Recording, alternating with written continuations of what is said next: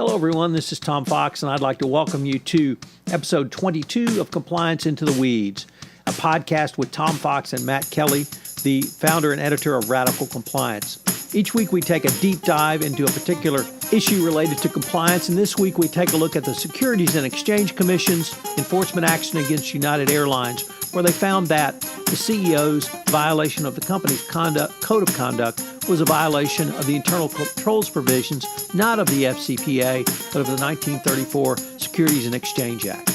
The episode comes in at just under 20 minutes. This is Tom Fox. Thank you very much for listening to this episode of Compliance Into the Weeds.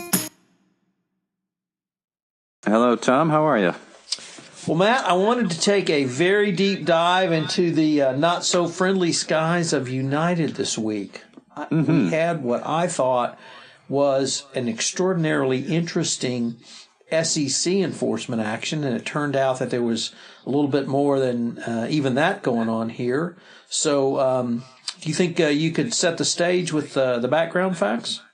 I can do some of that, although I personally have not written about this case on my own blog yet, but I've read a lot of the background and what some other people have said. You're right that this is a intriguing case. I might call it a bit of a head-scratcher myself, but you know, really for people who are unfamiliar with it, this is United Airlines gave preferable flight treatment, created a unprofitable flight route from Newark, New Jersey to South Carolina to placate or serve the interests of the chairman of the Port Authority of New York or New York and New Jersey. That man is named David Sampson. And at the time that United did this, United was also petitioning the Port Authority to let it have a major expansion at Newark Airport, which the Port Authority controls. So United basically created this unprofitable route for David Sampson, who has a second home in South Carolina, which he was hoping that he could have some easy transport. Lo and behold, United says, well, geez, we just so happen to have a brand new flight here that they were internally knew they were losing gobs of money on this flight. They were looking to get that petition of, I think, an expansion of a hangar or something. Correct me if I'm wrong, but I believe they got it, and then after that, they discontinued the route. And then this all came out in a big political corruption scandal involving Chris Christie's minions, that Bridgegate scandal. They were not involved in Bridgegate, but somehow this got disclosed. And then the SEC basically said, this is an FCPA violation without the F. There's no foreign corrupt practices here, but it was, somebody called it the first ever Domestic Corrupt Practices Act enforcement. There is no such law. It's an innovative legal theory. But, you know, if New York and New Jersey had been a foreign country, and I know many Americans might think it is, but in fact it is not. But if they had done this for, say, Mexico City or Toronto or Nigeria, gave a preferable route that a government official wanted, and the government official gave them something back, we'd all say, yeah, that's a no-brainer. That's a pretty stupid FCPA violation. It's the same sort of thing, just done right here in the U.S. of A. How am I doing? Have I missed any key facts? Well, first of all, being a Cambridgeite, I'm sure you would subscribe to New York as the evil empire at any rate, and probably foreign, certainly foreign to Boston. But culturally speaking, yes. Actually, on the timeline of it made it even a little bit more nefarious, which was that the Port Authority staff had recommended approval of the contract for the United hangar expansion. And then at that point, a third-party representative hired by United, who's in communication with Chairman Sampson's staff, communicated to United that he wanted that route reinstituted. It actually had been a route during the Continental days before the merger. Mm-hmm. And then they had a very interesting dinner between Jeff Smisek, the CEO of United, and two senior executives who worked with him, where the Chairman Sampson once again reiterated his request to have this route. Then the matter came up for consideration by the Port Authority at a regularly scheduled meeting. and the chairman pulled it from the agenda. And he communicated to the third-party agent that he was pulling it due to his displeasure that the route had not been reinstituted. That information was communicated to the CEO, Smizik, and he then personally approved the route. Thereafter, the hangar expansion was approved. The route then, the chairman then used the route for approximately 18 months. The route lost United $945,000. Chairman Sampson was indicted over this matter, or resigned, unrelated, and was later indicted and pled guilty to corruption under this matter. So there's a well-known legal phrase or saying that bad facts make bad law. Mm-hmm. And these were very bad facts because we have CEO involvement in the bribery scheme itself. So, but if I could maybe pick up on a couple of points or take them further, we were talking before we went on air, and you said this was a bit of a head scratcher, and I have to say you're very charitable in your description because there was a criminal matter which was resolved via a non-prosecution agreement in July.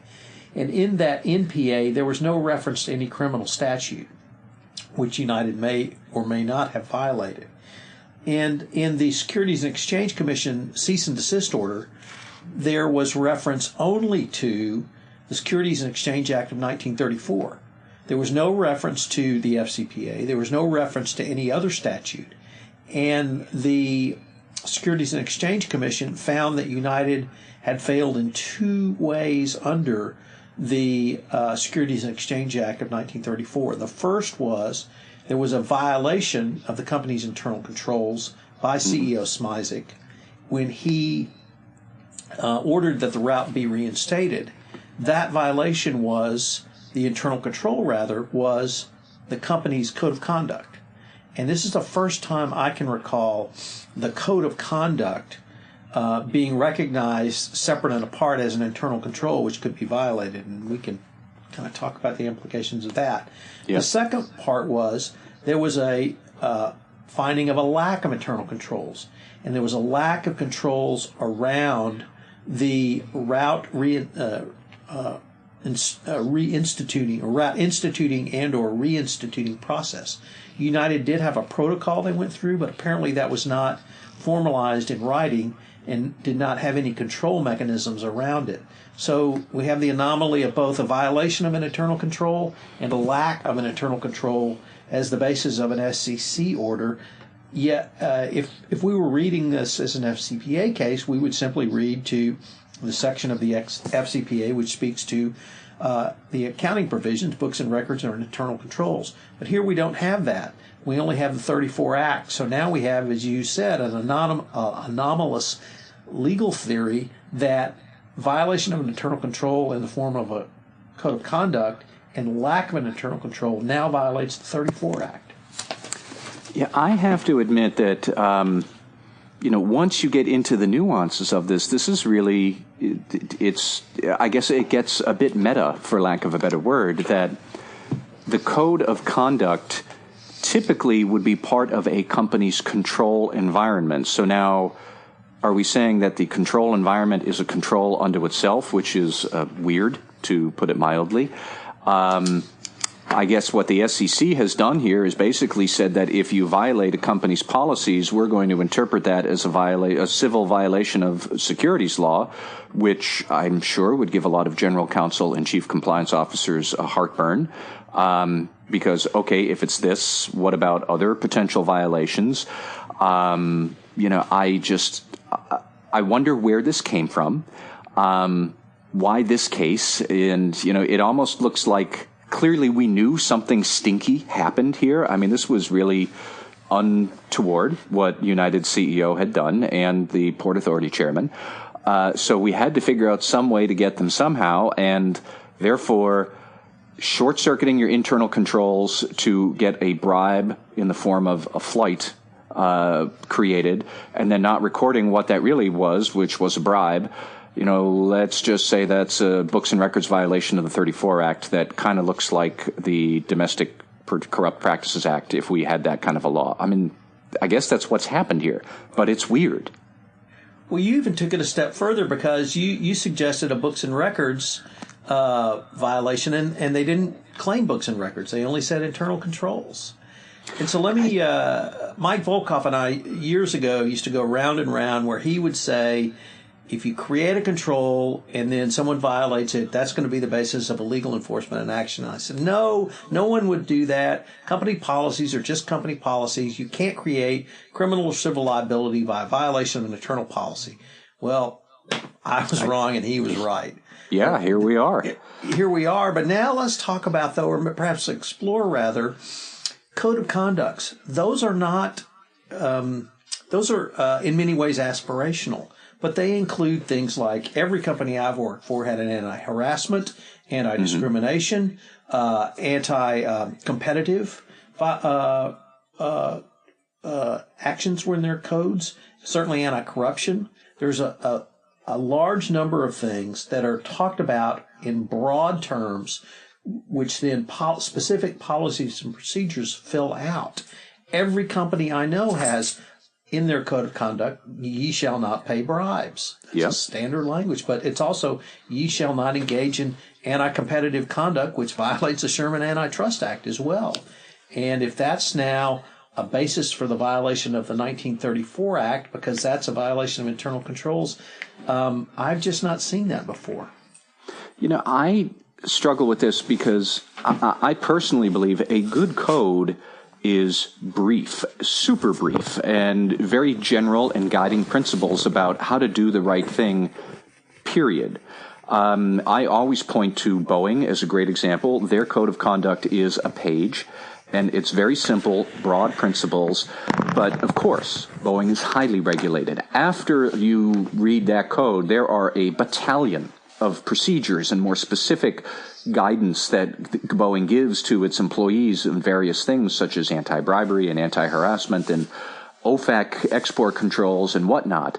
But Boeing gets it that you don't whack people over the head with a 4-inch thick code of conduct right at the get-go. You give them something that basically says, be a good person, don't bribe, don't cheat. If you see something that's wrong, speak up. And, you know, there's a couple of other principles. So if that's what we want, then to hold out violations of that in very specific ways, it's almost like a bit of a gotcha. I can't really say that I like the way the SEC handled this, although something somewhere had to be done, because what United did was, you know, clearly, that was cheesy. I mean, the CEO got fired for this. It was misconduct. There's no question. But I struggle with how this is going to work if you scale it up in practice. No, you're absolutely right. And the questions you raised, I don't see any easy answers for. But if we maybe played it out even further, and the thing that I think really surprised me when I started researching this issue was the non-prosecution agreement from the Department of Justice. You don't issue an NPA if there's no legal criminal violation. There had to have been something there. And since it's not listed in the documents, I don't know what it is. This came out of the U.S. Attorney's Office for the District of New Jersey. Mm-hmm. And if you read it, it reads just like an NPA in an FCPA case. There are the facts. And then there's the agreement to implement a compliance program, the same as you would see on Schedule C or Attachment C. Here it's Attachment B. And then there's a commitment to report on the implementation of the compliance program going forward for a period of, I believe, 2 years. So it almost reads like an NPA from an FCPA case, yet there is no language which would tell us what the criminal violation was. And if there was a criminal violation, where does the Yates memo fit into all this? Or as Sally Yates would call it, individual accountability.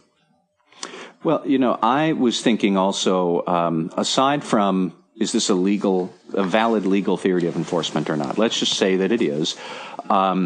Okay, so what would a compliance officer have to think about here? You know, what really went wrong was when the former CEO of United, Mr. Cizik, when he deliberately overrode company policies to make this South Carolina flight happen. So really what we're getting at is this is a problem of management override of internal control, which is the third rail of discussion about internal control. We all know that it can blow a hole in any big scheme that you have. and nobody quite knows how to deal with it because managers are typically, management override implies that senior managers are trampling over things, and somebody's going to have to catch that. So how would you get a compliance program that really would try and tackle that head on? I don't know this for a fact, but I would love to know what sort of training United was giving employees. Like, did they understand that a violation of company policy could maybe lead to civil liability under securities law? Now, clearly, since you and I aren't quite sure how that happened, I can't imagine that lower-level executives at United fully understood that what was going on might have been something that they should call out. But maybe so, because Cizik and his two deputies did get fired over this. So, I mean, that's one weird question. I guess you would need to have a very strong speak-up culture. So you'd have to think about how do you train people to call out the CEO. But, I mean, that's a tough thing to get people to feel comfortable to do. And then lastly, I would also think this means that if you do have the speak-up culture, the employee seeing this would need somebody to speak to. And if the CEO is the one who's overriding, if you speak to the compliance officer has to be parallel to the CEO and maybe answering directly into the Audit Committee or the board. Or does the speak-up hotline go directly to the Audit Committee and bypass the CEO entirely? But it raises a lot of questions about how do you build a strong compliance program that can get around this threat of management override, which is a big, powerful threat that not many companies, I think, have really managed to solve. No, all great questions. And, I was so focused on the code of conduct being the internal control by flipping to the override or the third rail, as you called it. The implications really even beyond the CCO up to the Audit Committee, I think, are quite profound. Because how would the Audit Committee even find out about it? In almost every company I worked, if a CEO made what no one believed was a criminal action because of a decision to override another business decision, it would never get to the Audit Committee. Mm-hmm. And the other two questions that roll around in my mind are, if this legal enforcement theory sticks, which is a big if in my mind, but if it does, and are companies then going to have to start self-reporting possible violations like this? Because then, you open the floodgates and everyone and their uncle is going to come running to the Justice Department with saying, well, we violated this policy, so here we go. We're self-disclosing. But you wouldn't self-disclose unless there's an actual enforcement risk, which means some SEC officer somewhere is going to have to stand up and give a speech and say that we're going to go after this kind of a risk. And that hasn't happened yet. I don't know that it will happen with the Trump administration coming in, and we've got no idea who's going to be running the enforcement division in 6 months and what that person might think. But if there is no risk that somebody's going to come after you, then why would you self-report it? But if they do, I mean, you're going to be standing around with your pants around your ankles, because clearly the United case is already one example, and people are going to say, well, why didn't you self-report? You already have this proof it could happen. It's a can of worms. Right. And I have named this the U.S. Corrupt Practices Act case. And now do we have a really, as you started out with, an entirely new cause of action for domestic corruption cases that public companies can be liable to for the SEC. So we have now a new complete cause of action above and beyond the criminal matter, which neither one of us can divine. I've got one other thought in my head kind of related to this, and I didn't necessarily want to bring this up, but I will, is that if we start doing this, we also need to focus on that there was a domestic official who was corrupt, and there are plenty of people who think that we are about to put a president-elect in office who is corrupt. And he is already, the week that you and I are talking right now is the week that he had this exchange with Boeing via Twitter over the new Air Force One contract.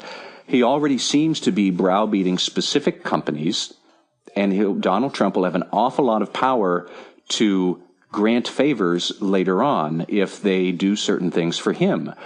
I don't necessarily know how this might lead to people claiming that he is the corrupt official, but you've got to wonder if he starts playing favorites with some companies after he badgers them on Twitter, what about their rivals? Will they start making allegations that there is some sort of corrupt activity going on at the domestic level? I don't know, but clearly there's a precedent set here that maybe you could try and do that under certain circumstances that I'm pretty sure Donald Trump will allow to come to pass, because he seems very ham-handed at how to handle companies and business decisions now that he's in this role as president in a very different way. But I don't know. It remains to be seen what might happen here. If we're going to have a Domestic Corrupt Officials Act, we've got a domestic official right at the top who seems to be begging for an excuse to get into corruption charges. Well, we will have to not only wait for more information, but we will definitely have to explore that. Matt, this has just been a fascinating discussion, and I can't say that we have any more answers than we collectively started with, but we've got a whole lot of more questions, and we need to communicate that out to our readers and listeners. Absolutely. So, Matt, as always, a pleasure, and I look forward to continuing the conversation with you. Thank you, Tom. Hello, everyone. This is Tom Fox again. I'd like to thank you for listening to this episode of Compliance Into the Weeds, a podcast with Tom Fox and Matt Kelly. I have two requests for you. If you are listening to this podcast on iTunes, if you would rate this podcast, it would definitely help us in our rankings. The second thing is, if you have any questions that you would like Matt and I to answer on an upcoming podcast, please shoot me an email. We're developing a mailbag list of questions to take up. My email is tfox@tfoxlaw.com. This is Tom Fox. Thank you very much for listening to this episode of Compliance Into the Weeds.